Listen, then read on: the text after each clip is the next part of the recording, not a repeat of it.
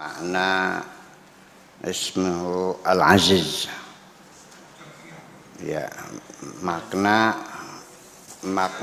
al-aziz. Sudah sampai jam. Ya, oh jamaiyah ma'hu, ma'allah, udah ya Allah betul. Taan memalingkan rasa.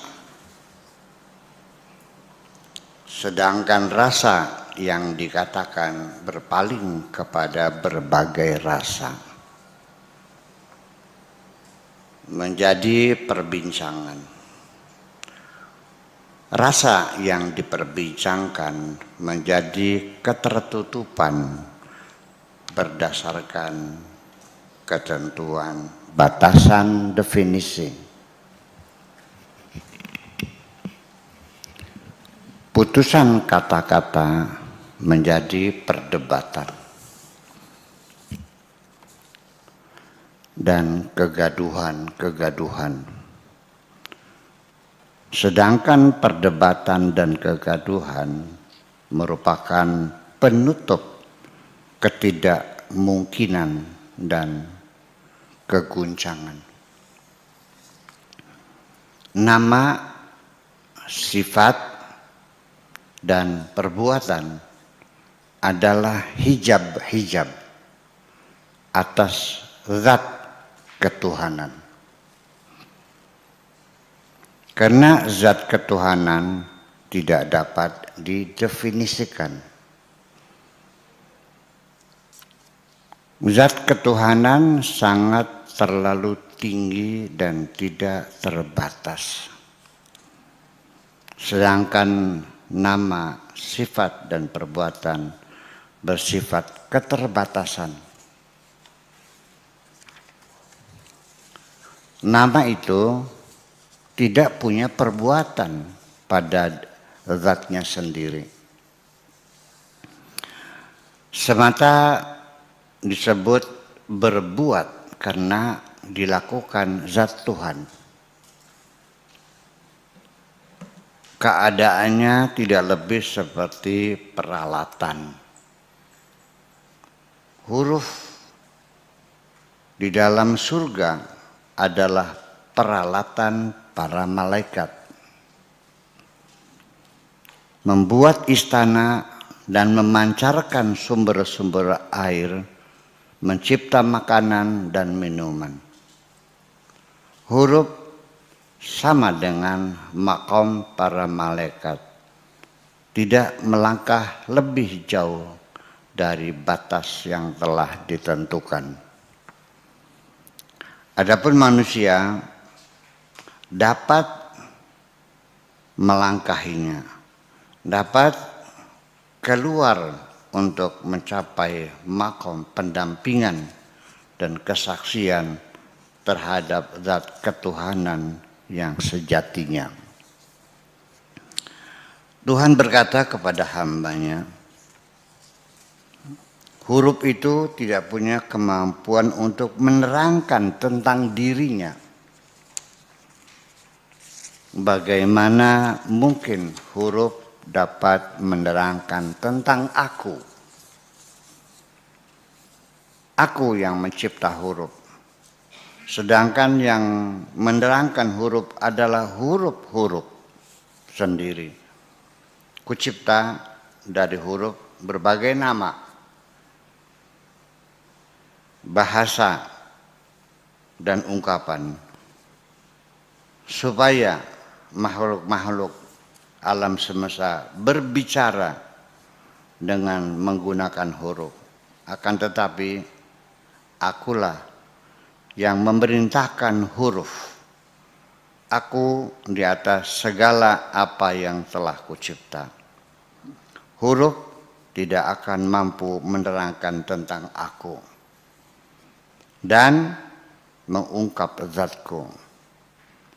Aku berbicara kepada huruf dengan lisan huruf. Oleh karena itu, lisan tidak akan dapat menyaksikan. Lisan tidak akan dapat menyaksikan aku dan huruf pun tidak mengenali aku. Orang yang kucintai, mereka yang menjadi kekasihku dan kesayanganku. Kuajak berbicara tidak dengan kata-kata. Aku berbicara kepada batu dan kayu. Kukatakan kepada sesuatu kun, maka terjadilah. Andaikan aku berbicara kepada sesuatu dengan menggunakan kata-kata, maka akan aku kembalikan kata-kata itu kepada dirinya daripada yang aku katakan. Dan tentang yang aku katakan, selanjutnya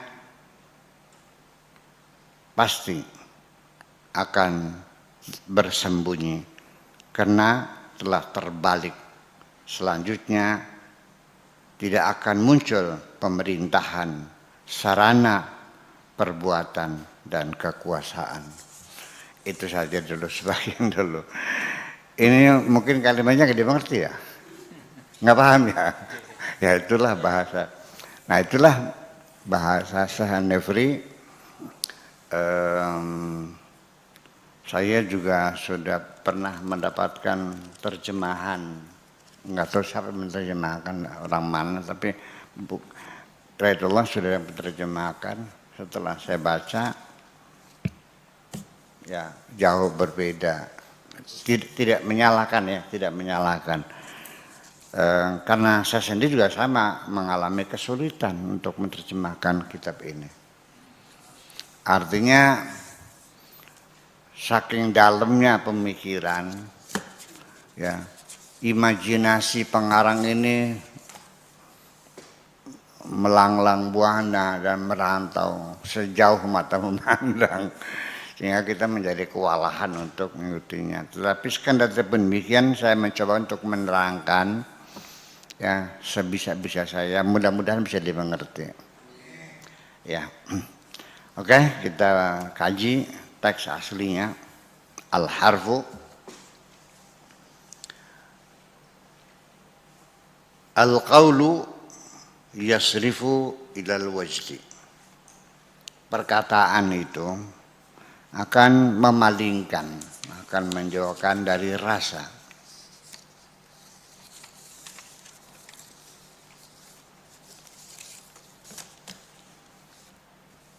Wal wajdu bil qawli, rasa yang diungkap, diterangkan melalui kata-kata itu yasrifu ilal mawajid, akan menimbulkan variabel, berbagai macam rasa yang enggak jelas tentunya. Bil makulat, dengan makulat dengan ungkapan-ungkapan. Wal mawajid bil makulat, perasaan-perasaan yang diungkap dengan berbagai ungkapan-ungkapan adalah kufrun ala hukmi ta'rif, adalah penyembunyian, penutupan atau kekufuran. Nah, artinya kan tertutup kafir itu atas undang-undang pendefinisian.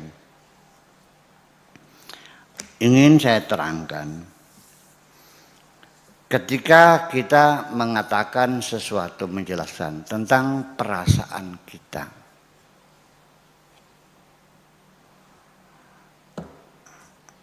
itu pasti tidak mungkin kata-kata saya, ungkapan saya bisa menggambarkan secara persisi tentang perasaan yang saya rasakan. Ketika Anda bersedih hati, lalu Anda bercerita begitu-begitu pada saya, percayalah, saya tidak akan bisa memahami perasaan Anda. Dan mungkin yang saya rasakan berbeda dengan perasaan yang Anda rasakan. Juga kebahagiaan, juga rasa kagum Anda melihat kecantikan seorang perempuan. Anda ceritakan rambutnya terurai, alisnya tebal, maskaranya melengking, ya kan, antingnya berkilau, buah dadanya montok dan segala macam. Anda tidak bisa melukis kekaguman, tidak bisa melukis kecantikan perempuan itu dengan kata-kata. Ya. Yang lebih tepat lagi, Anda melukisnya dengan kanvas. Baru bisa saya pahami. Artinya tidak ada amanah yang pasti bahwa kata-kata menggambarkan kebahagiaan itu. Paham nggak? Saya akan lebih memahami kesedihan Anda bukan dari uraian kata-kata, tetapi dari air mata yang berlinang, dari bibir Anda yang bergetar, dengan sorot mata Anda yang redup, dengan dengus nafas Anda yang tersengal-sengal. Itu yang mungkin bisa saya tangkap. Oke? Sekali kita berkata tentang perasaan, yang terjadi akan menimbulkan banyak perasaan lagi. Pak Rahmat menceritakan tentang rasa kekaguman terhadap keindahan, kecantikan seorang perempuan di hadapan kita. 1, 2, 3, 4, 5, 6 orang. Ini akan memunculkan 6 perasaan yang berbeda. Buktinya ketika 6 orang ini pandai melukis semuanya, sebagai pelukis semuanya, kasihkan kertas, kasihkan kanvas dan sebagainya, silakan lukiskan kecantikan perempuan yang diterangkan oleh Pak Rahmat, hasilnya pasti akan ada 6 lukisan yang berbeda-beda. Ini adalah bukti bahwa kata-kata tidak bisa menggambarkan suatu perasaan. Itu diterangkan seperti itu. Udah paham? Jadi artinya bahasa kita sebagai alat komunikasi sebetulnya itu hanya simbol saja kok. Kejujurannya, keamanahannya tidak ada yang terjamin. Bahkan kecerdasan seseorang itu yang akan meningkatkan komunikasi. Anda bercerita dengan kalimat yang sederhana, tapi karena saya terlalu sangat jenius, maka pemahaman saya lebih tinggi daripada apa yang Anda pahami. Dan saya akan lebih menerangkan lebih jelas daripada guru saya. Itu kan jadi persoalan. Guru menerangkan dengan bahasanya sederhana. Di antara sekelas kita 30 orang, 50-50, ada yang paham ada yang enggak. Begitu saya tangkap, saya ceritakan semuanya, loh kok gampang banget sih? Jadi karena apa? Dengan mustami' atau pendengar yang jenius akan bisa mengemas ulang apa yang Anda ceritakan tadi. Anda yang mengalaminya, tapi karena tidak pandai mengemasnya, itulah persoalan-persoalan bahasa. Oke, lanjut.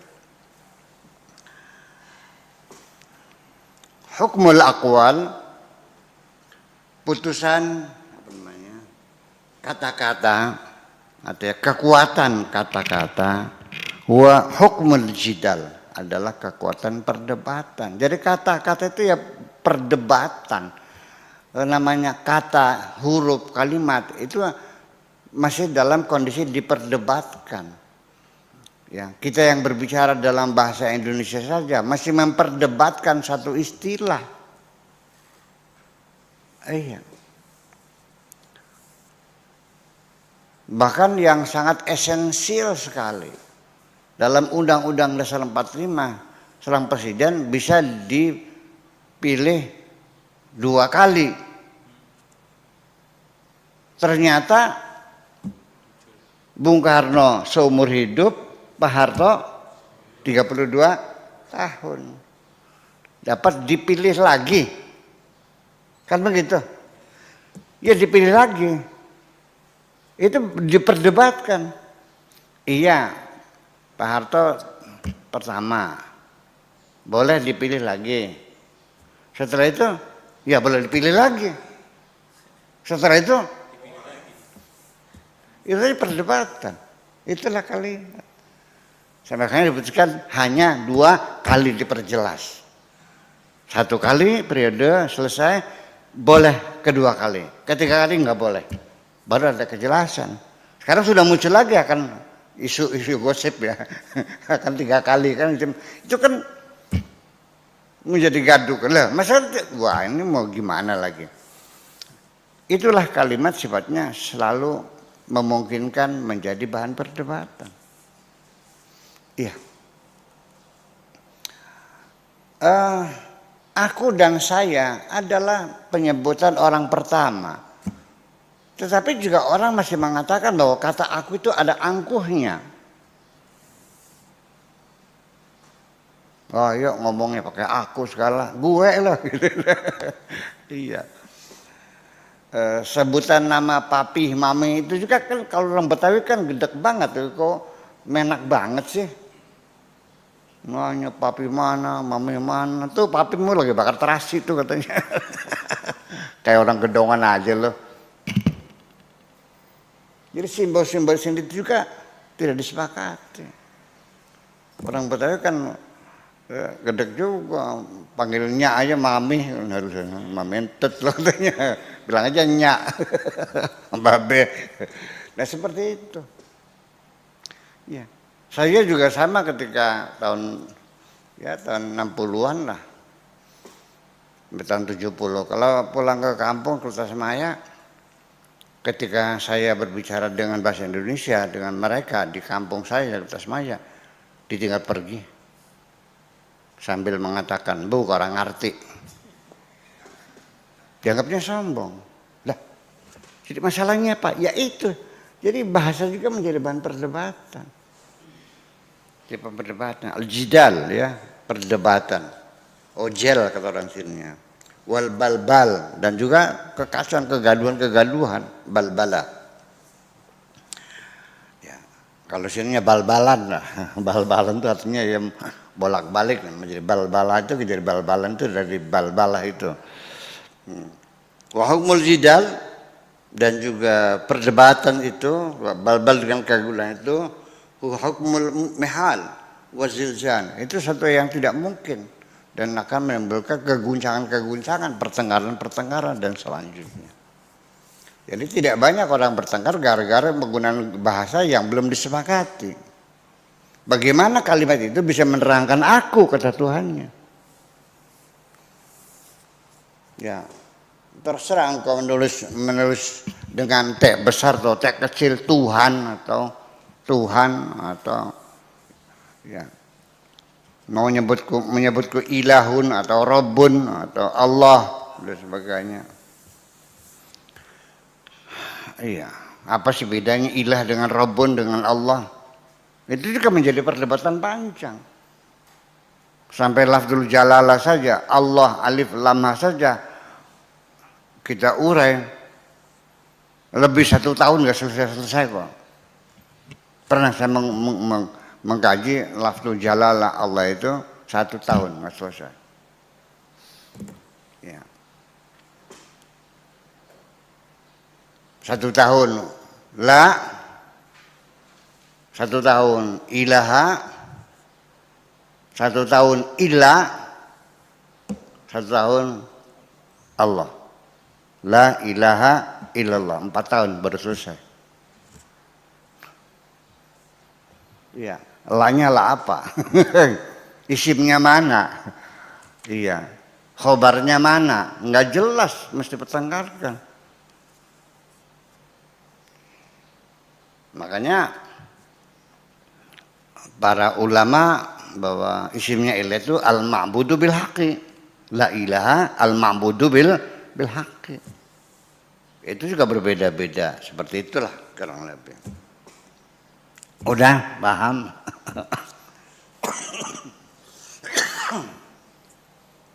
Al-asma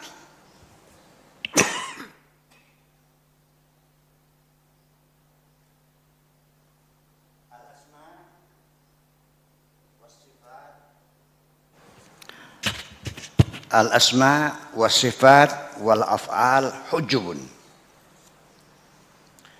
Nama-nama, sifat-sifat. Namanya Kang Beno, sifatnya namanya Pak Edi, namanya Pak Rahmat, namanya Pak Afkar, namanya Mang Im, namanya Tuki, namanya. Sifatnya orangnya gemuk, orangnya kurus, orangnya jangkung, orangnya putih, orangnya hitam, itu sifat-sifat semuanya. Afal perbuatannya, pekerjaannya, ini sebagai saudagar, ini sebagai guru. Itu semuanya adalah nama, sifat, dan pekerjaan-pekerjaan. Itu adalah hujubun, adalah hijab-hijab ala zatil ilahiyah, terhadap zat ketuhanan. Wujud kidam bako mukhalafatu lil hawadisi, itu adalah hijab-hijab. Semakin tidak paham, semakin tidak mengerti. Ya. Perbuatan-perbuatan Allah, ya, al-muntaqimu, al-mighwaru dan sebagainya.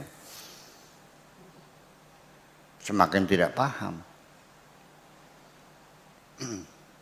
Mana keesaan Tuhan saja, ya selama ini adalah Allah itu hanya satu, itu satu matematika kok. Iya kan? Satu artinya satu itu satu sama dua dibagi dua sama dengan satu, satu dibagi dua sama dengan setengah. Satu itu, ya enggak, bukan itu satu matematika. Memang Allah bisa dibagi dua. Satunya matematika adalah terdiri dari bagian-bagian tak terhingga. Satu matematika bisa dibagi 1 miliar, 1/1 miliar. Allah bisa dibagi enggak? Ya enggak ada. Berarti satu Tuhan itu ada satu kebulatan, satu keutuhan, satu kesempurnaan. Itu. You are my everything. Segalanya gitu. Itu juga tidak bisa dipahami. Ada zat ilahiyah, li ada zat ilahiyah, karena zat ketuhanan itu la taqbalu at-tahdid. Karena zat ketuhanan tidak bisa didefinisikan. Apa sih Tuhan tuh? Mual bisa didefinisikan. Apalagi itu zat ketuhanan, benda saja, materi saja yang ada di hadapan kita belum tentu bisa didefinisikan. Benda, apalagi yang bersifat konsep-konsep. Demokrasi itu apa? Akan berbeda pendapat. Negara yang paling diktator di dunia menyebutkan negara demokrasi rakyat. Di mana demokrasinya? Orang salah ngomong aja dibunuh. Dulu kan ada namanya pesta demokrasi ya. Zaman Orde Baru ya. Digebugin kok. Iya kan? Betul nggak? Ya kita mengalaminya kok. Pesta demokrasi atau pesta menangis. Iya. Orang pada ngumpet sudah mulai pemilu tuh. Ya ke gunung-gunung sana. Ya selama 32 tahun. Ya nggak bisa. Apalagi semacam itu. Jadi artinya bahwa begini, udah saya yang mengatakan semua itu kata, kalimat, perbuatan tidak bisa menjelaskan zat ketuhanan, karena zat ketuhanan tidak mungkin bisa didefinisikan. Yang bisa dirasakan dan engkau pun tidak bisa menjelaskan perasaan kamu kepada siapapun, hanya engkau yang merasakannya. Itulah ketersembunyian semacam itu. Selama ini kita kayak sok kenal Tuhan semuanya, ya kan? Ya, seperti akulah yang paling kenal Tuhan. ini sudah melawan Tuhan, ini wah, akhirnya muncullah tuduhan-tuduhan yang kafir, yang murtad, yang syiah, yang bid'ah, wah, segala macam. Akulah yang paling kenal. Benar kamu kenal Tuhan. Ya, sekarang gini, betapa sulitnya mendefinisikan kursi. Kursi kita yang saya duduk apa namanya nih? Yang diduduki Pak Afkar namanya apa? Kursi. Ketika anakmu bertanya, Papa atau Pape, kursi itu apa? Silakan Anda definisikan. Keluarkan kecerdasanmu mendefinisikan kursi. menerangkan konsep tentang kursi dalam pikiran anak-anak. Karena nanyanya pagi hari, baru bangun tidur, ya setengah hati. Kursi ditanya kamu goblok banget. Cuma saya, ya yang kita buat duduk tuh, kursi itu ya tempat yang buat tempat kita duduk, namanya kursi. Oh gitu, iya. Oke. Bener nggak definisi begitu tuh? Kursi adalah tempat untuk kita duduk. Oke. Di siang hari Pak Afkar mencari gunting, lupa.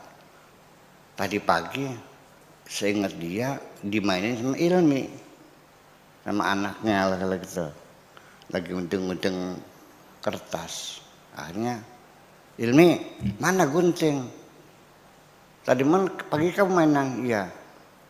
Di kursi, di mana? Di depan rumah. Pak Afkar keluar, tengok sana, tengok kanan, tengok kiri, nggak ada kursi. Di mana kursinya? Di kursi. Nggak ada kursi di luar, nggak ada. Dijewer, mana harusnya? Ternyata di buk. Buk itu adalah tembok sekitar 60 atau 70 cm. Itu yang biasa di depan rumah yang ada sungainya. Dibikin jembatan, di samping kanan kirinya temboknya ditinggiin, dikasih keramik buat midang ya untuk duduk-duduk di sore hari. Itu namanya buk. Sok kumaha bahasa Sunda nata. Itu aja saya nggak bisa nerangkan ke bahasa Indonesia apa.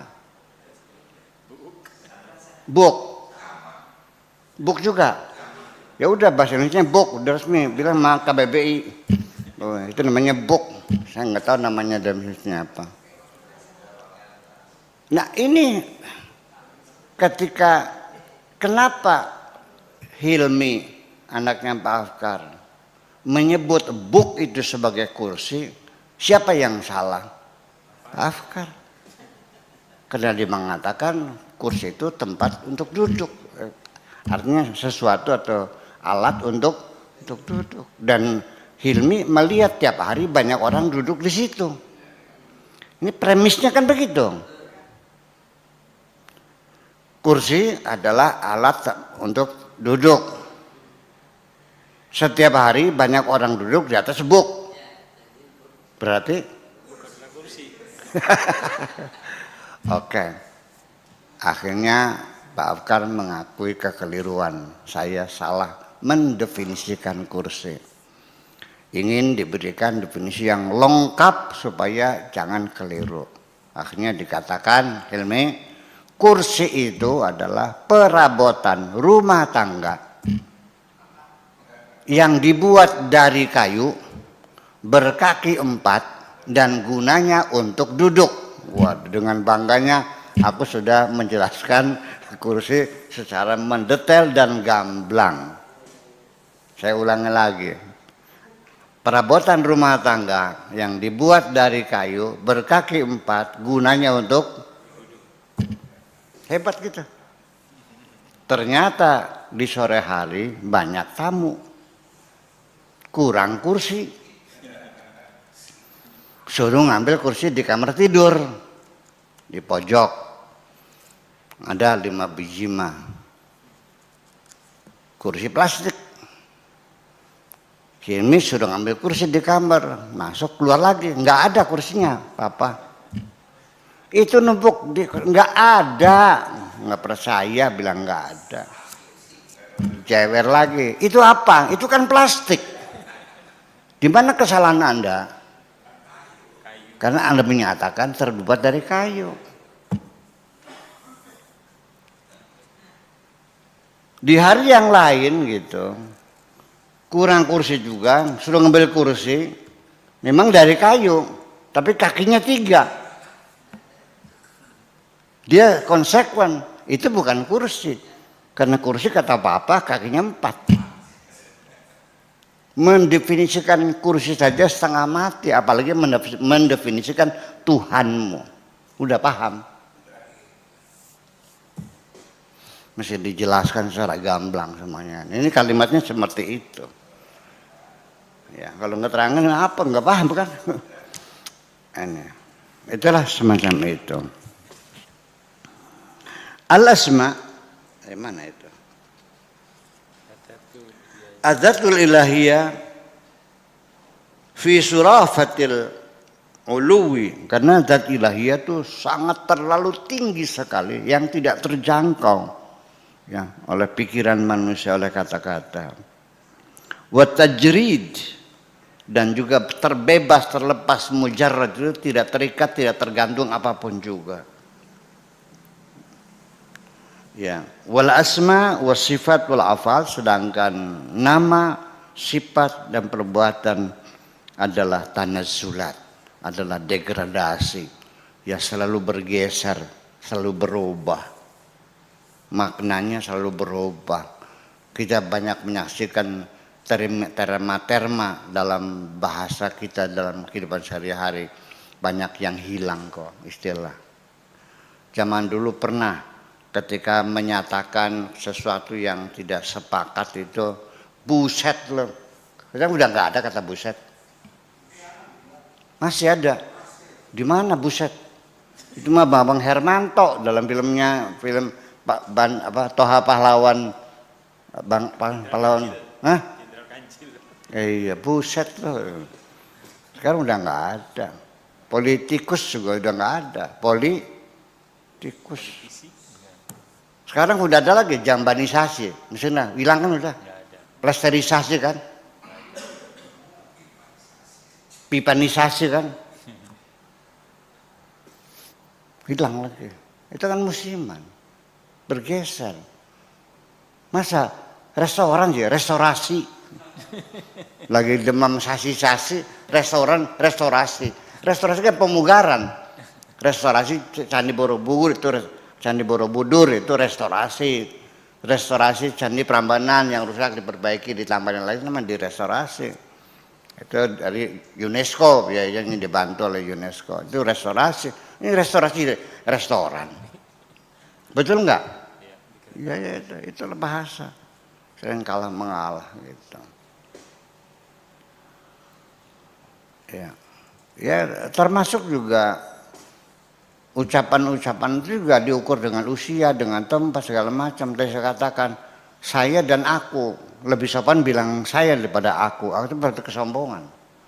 Ada yang begitu. Ada. Aku, gue timpuk loh. Aku, gue. Nah, ya. Apa ada lagi juga kita bahasa memanggil nama diri. Ya. Ilmi ini oleh bapaknya dilarang, jangan sok bilang aku. Mama Ilmi pengen jajan, menyebut nama dirinya itu sebagai aku. Ada nggak begitu? Ya itulah bahasa. Ya. Mana ilmu dia ini? Ya itu namanya kamu, namanya kamu, aku, gue, itu. Itu kan nama kamu, namanya Hilmi. Ya. Ya nggak tahu lah. Anak saya juga Awab juga bilangnya bukan aku, bukan saya, namanya Awab. Saya nggak pernah ngajarin, tapi mungkin perasaan bahasa dia melihat teman-temannya mungkin ya kan menyebut dirinya, menyebut namanya. Bah, Awab minta duit loh. Awab minta duit. Mana Awab ngajarin? Ya itu nanya kamu. Ya itu nama diri, itu kan bisa berbahasa. Bagi saya bahasa itu adalah makhluk yang tidak sama dengan batu kayu. Ya, bahasa itu adalah makhluk yang hidup bersama manusia. Jadi bahasa adalah makhluk hidup bersama manusia.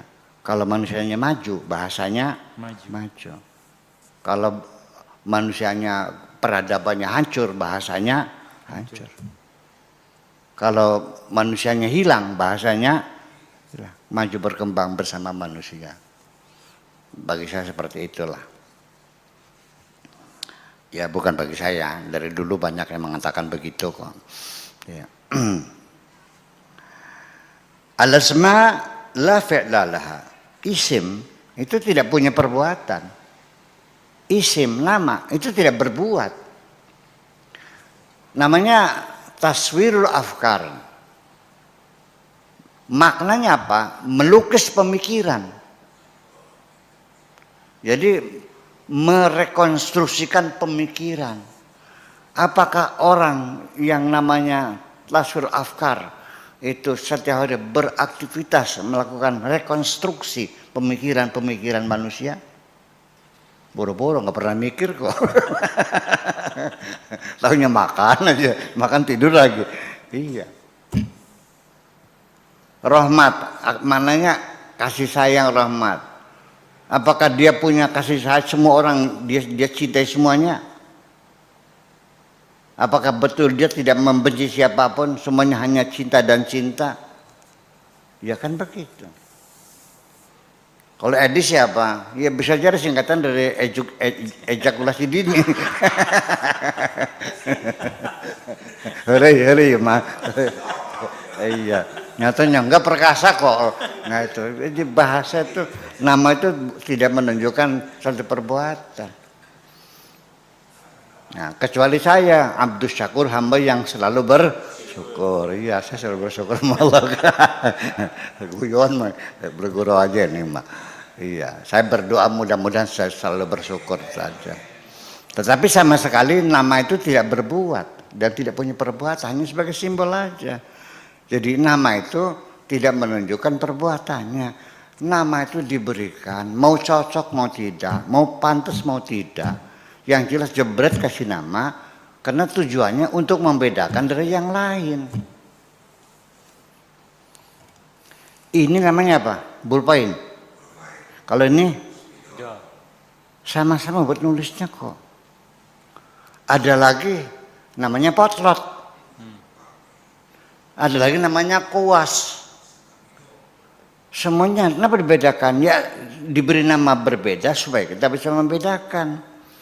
Pak Rahmat tolong ambilkan spidol. Yang lain mana? Ya ini dong. Pak Rahmat ambilkan ballpoint. Ambilnya ini. Ambilkan potlot. Ya potlot. Karena punya nama semuanya. Termasuk kita sendiri juga diberi nama berbeda-beda. Bayangkan kalau yang ada namanya afkar semua. Kacau balau enggak? Ya itulah persoalannya. Itu nama. Ini kajian filologi ya. Ini kajian filologi. Iya. Iya. La fi'la laha bidzatiha, zatnya enggak punya perbuatan. Wa inna ma hiya taf'alu bidzatillah.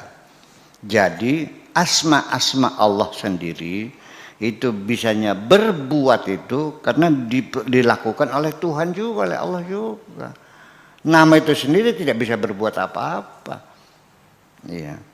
Tetapi ketika engkau berwiridan ya Rozak, ya Rozak, ya Rozak, kemudian nama Tuhan Rozak itu artinya memberikan pengaruh besar, mendorong Anda semakin semangat bekerja, kemudian rezekinya lancar. Itu bukan namanya yang membuat kamu rezekinya lancar, tapi tetap saja Allah yang melancarkan rezeki kamu. Karena engkau memanggil-manggil namanya, kan gitu.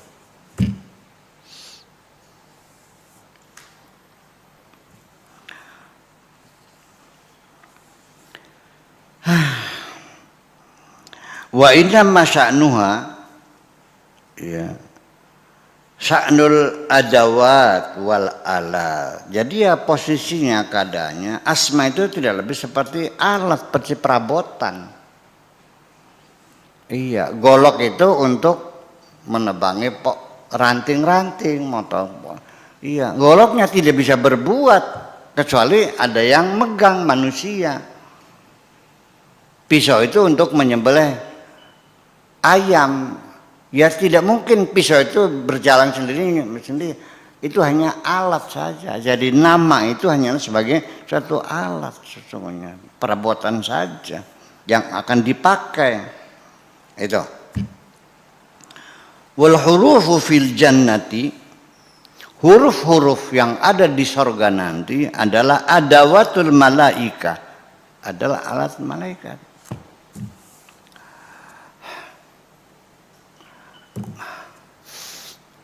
Begini, nanti di akhirat diceritakan di surat Yasin, walahum ma yad'un, walahum ma yad'un, salamun qaulam mir rabbir rahim, mumtazul yauma ayyuhal mujrimun. Walahum, dan mereka bisa mampu ma yad'un, apa saja yang mereka panggil akan langsung terjadi. Penduduk sorga pengen apel, tinggal bilang saja apel, akan hadir apel di hadapan mereka. Salamun qaulan, selamatlah ya, engkau telah bisa menggunakan ucapan Tuhan mir rabbir rahim. Apel hadir, yang ngomong aja kok sebanget sih. Itu huruf di sorga, itu adalah alatnya para malaikat menghadirkan. Cukup dengan kayak berbiak, kata jereng.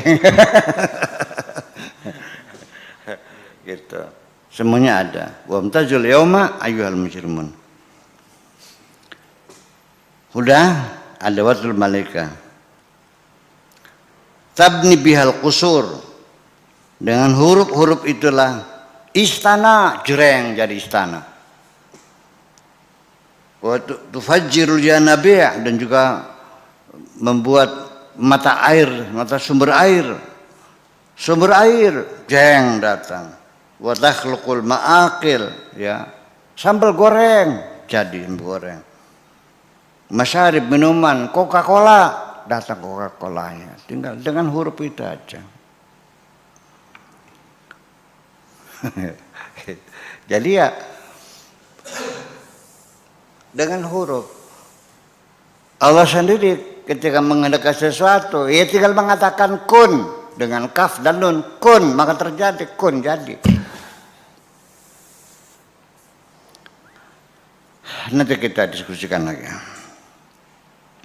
Wal harfu huwa maqamul malaika. Jadi huruf itu maqamul malaika.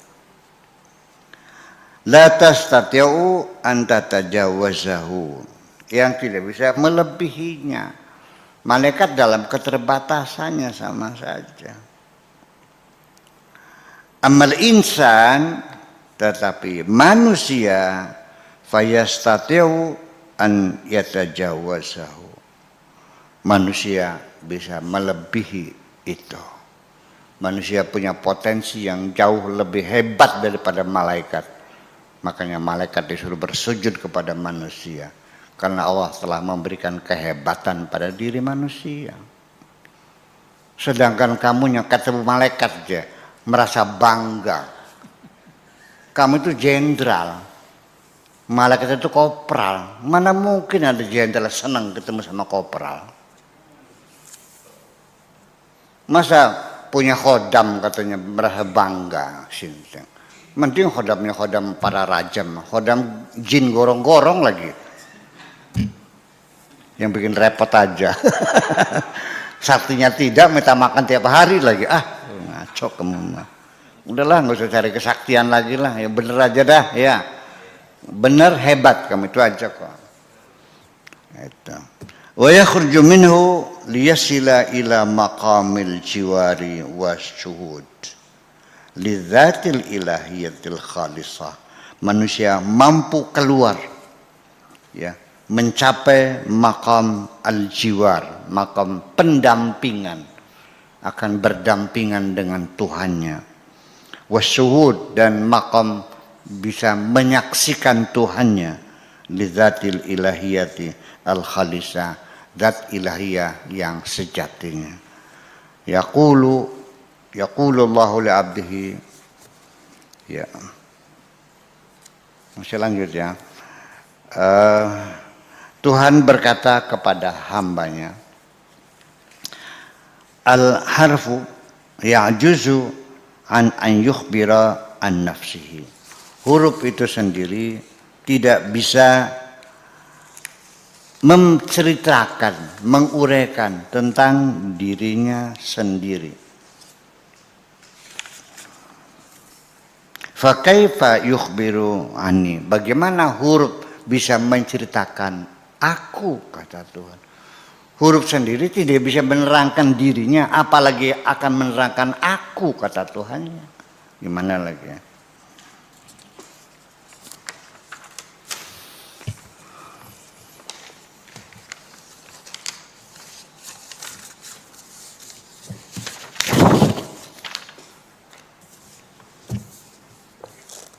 Ana khaliqul harfi wal mahruf.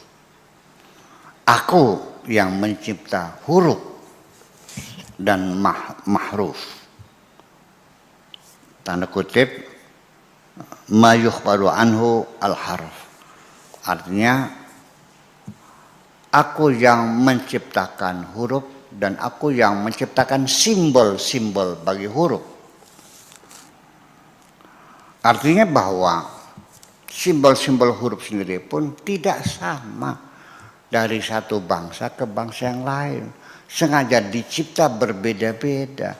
Wa min ayatihi ikhtilafu alsinatikum. Di antara tanda-tanda bukti-bukti kebesaran Tuhan, Tuhan menciptakan bahasa kamu berbeda-beda. Hurufnya berbeda-beda.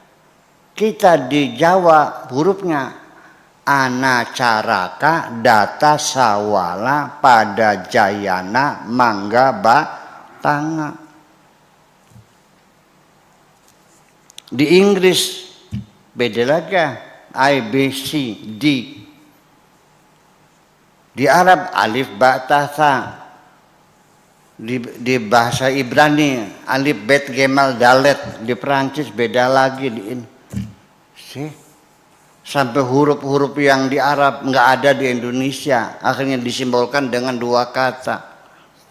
Itu terlalu banyak huruf-huruf bahasa Arab yang tidak ada dalam bahasa Indonesia. Ya kita hitung aja.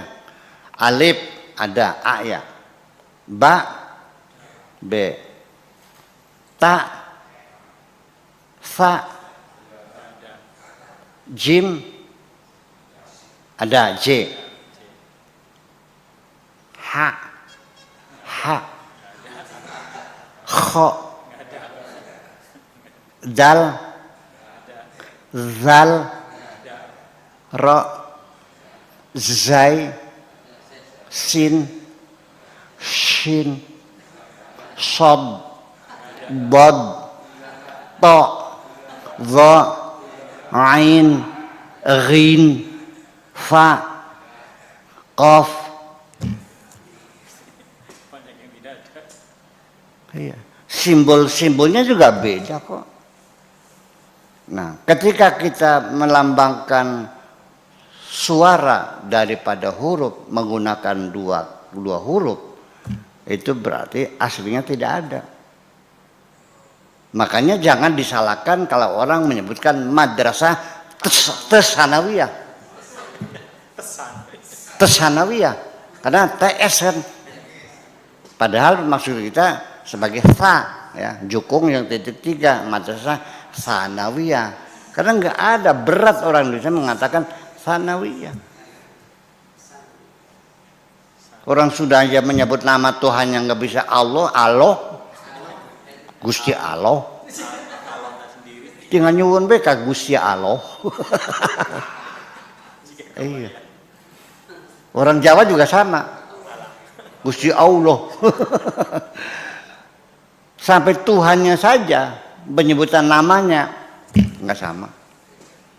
Ada Allah, ada Allah, ada Allah, ada Allah,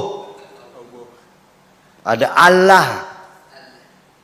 Nah, yang benar Allah, Allah.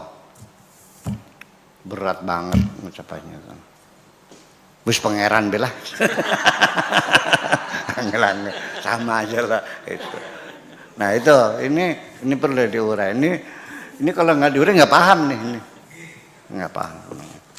Maksud begitu. Ja'al tuh minal hurufi kubuat dari huruf-huruf itu asma wa lughat wa ibarat. Kubuat berbagai nama-nama, bahasa-bahasa, ya, dan ungkapan-ungkapan. Liyatakallama biha alamul akwan, untuk dijadikan alat bicara atau alat komunikasi semua makhluk-makhluk hidup yang ada di bumi ini. Walakinni anal mukawwin, tetapi aku yang mencipta itu semuanya, huruf, bahasa, ungkapan itu aku yang mencipta. Wa ana fawqa kulli ma khalaqtu, dan aku berada di atas segala apapun yang aku cipta. Aku pencipta. Aku di atas ciptaanku. Wala hukma lil hurufi alayya, dan hukum tidak bisa menghukumi diriku. Huruf tidak bisa menentukan keberadaanku. Hukum tidak bisa memaksakan di aku. Wala muttali'un laha ala dzati, dan tidak bisa menguraikan, menjelaskan tentang zatku. Kalamtul harfa bilisanil harfi, aku bicara kepada huruf dengan lisan huruf. Fala lisana syahidani, tidak ada lisan yang menyaksikan aku. Walal harfa arafani, dan tidak ada huruf yang mengenali aku. Man ahbabtuhu, orang-orang yang aku cintai. Min khallani wa ahibai, orang-orang yang kesayanganku dan kekasih-kekasihku semuanya. Kalamtuhu bila ibaratin, ketika aku berbicara kepada kesayanganku, kepada kekasihku, tanpa ungkapan, tanpa ibarat, tanpa kata-kata, tanpa bahasa.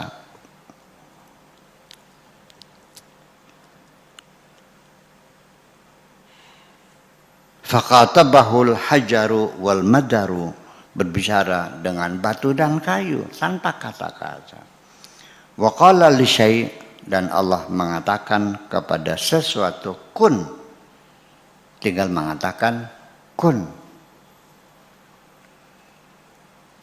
Fayakun, maka terjadi. Di kitab-kitab kuning, kitab-kitab akidah, kitab-kitab tauhid, dikatakan bahwa ma bainal kafi wan nun, Allah mengatakan kun, belum sampai nun, itu antara kaf dan nun itu sudah terjadi. Itu kun, ini kaf dan nun, kun. Kata para ahli tauhid bahwa makhluk sudah terwujud, tercipta, nggak sampai nunggu nun, antara kaf dan nun. Kun, sebelum belajar dulu. Kalau saya, ya kan, akan bersamaan dengan sebelum kaf diucapkan. Udah, ayo gulat.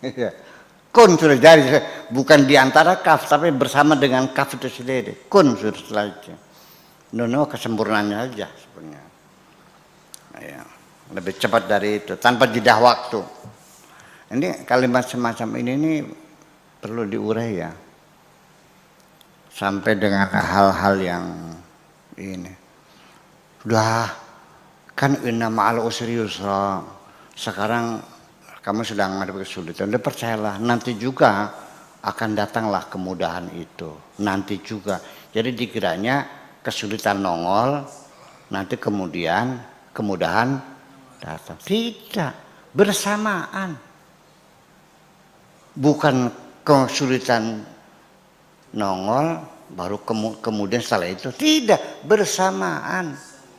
Inna ma'a ma'al usri yusra, bukan inna ba'dal usri yusra, bukan ba'da, bukan setelah, bersama datangnya. Sekaligus kemudahan dan kesulitan itu bersama-sama datangnya. Ya. Kenapa Anda tidak cepat bisa menyelesaikan? Kenapa Anda tidak mencari kemudahan? Karena Anda keburu menyalah-nyalahkan orang lain dulu, tidak mencari solusi. Oke. Udah yakin? Iya, salah kamu, salah ini gimana? Sudah cepat selesaikan. Sudah disiapkan oleh Tuhan penyelesaiannya kok. Gimana lagi ya? Dasar manusia ini goblok berani mah. Manusia kedung. Ya, innal insana karena lalu menjahula. Bukan kata saya, kata Tuhan. Manusia goblok banget manusia ini. Itu. Walau anni kalamtuhu bi'ibaratin laradatuhu al-ibaratu ila nafsi. Kalau saya mengatakan kepada satu dengan kalimat, dengan ibarat, masih kan berbalik lagi pada zatnya lagi kan akhirnya. Bima abartu, apa yang telah aku takbirkan, aku ucapkan. Wa amma abartu, dan tentang apa yang aku takbirkan. Walah tajaba bertidadihi, akhirnya akan terhijab juga dengan berbalik makna tadi itu. Iya. Walamma ja'adhu al-hukumatu, dan tentu tidak akan ada kekuasaan. Huruf itu nggak punya kekuasaan. Ya, wa maqalidul aql wa sultan, dan tidak punya maqalidul fi'al, tidak punya sarana kerja, tidak punya kekuasaan kemana apa. Huruf ya huruf, aku yang mengatakan, aku yang berbuat. Itu hanya simbol-simbol saja. Oke. Melelahkan ya. Ya tapi ya ada deh. Dimaklumi aja deh. Oke, kita aja. Baik, ya demikian tadi Sobat Hima TV.